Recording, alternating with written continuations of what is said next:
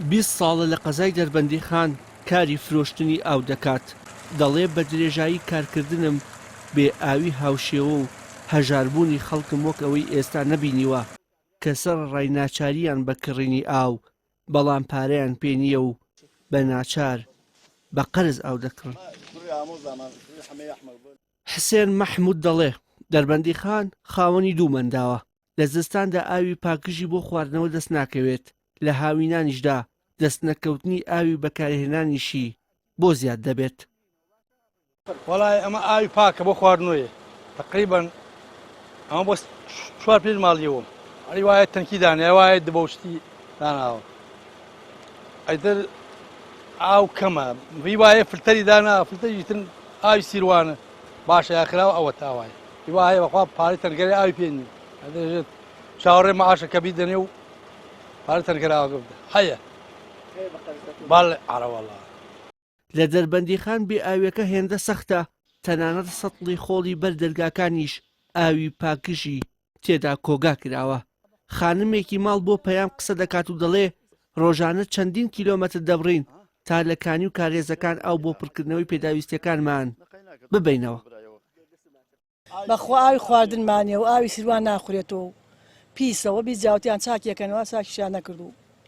ئەرە بەخوا جاری وا سێ ڕۆژارە یاوتێتەوە جاری وایە 2 ڕۆژارە یاوتێتەوە ئیتر هەروە ئەرە وەڵا بەخوامە ئاو هاتین هەموو جارێ بۆ ئاوی خواردن ئیسە دراوسەکانشوانە گوناحە نیانەی وای سارەی نییە سێ چوار دەبێ ئەوانشمان هاورد دەپڕیکەین.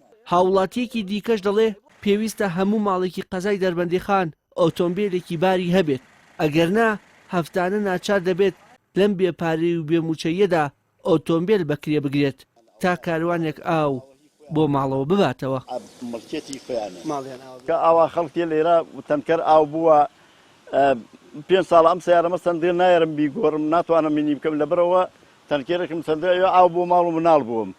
ئەوان ئەگەر بتوانم ئەو پرۆژەی دەربەندیخانە چاک بکەن خەڵک ناگەڕێەوە شوێن ئاوە هەرچەند وشکە ساڵیشە ئیمساڵ بەڵام ئاوەکەی تر ئاوایە تر زروفەکە ئاواسانەیە بێ بچی بگەڕێەوە شوێنیە و بڕۆی بۆ تەنکەر ئاو بێریت و هەفتەیە جارێ من تێم تەنکەری ئاوم بۆ ماڵ و پێشتریش بەڕێوەبەری ئاوی هەرێم لەسەر کێشەی ئاوی قەزای دەربەندیخان بۆ بەرنامەی بە دوواداچوونی کەناڵی پەیام دواوتی دەربەندیخان بەما شێوە ئیشکارەکانمان ئەمە هەموو ڕێکارەکان لە ئەنجومەنی وەزیران موافقاتی تەواومانەوەی نایتەوە هەر کاتێک کە بتانرێتن بودجێ یان پێشینێژی بۆ سەر بکرێتن لەلایەن باقەکانەوە ئیشکارەکانی دەست پێ دەکاتەوە.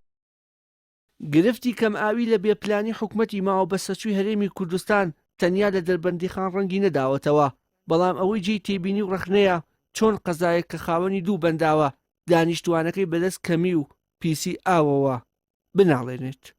وشیار محەممەد، کەناڵی ئاسمانی پەیام، قەزای دەربەندیخان.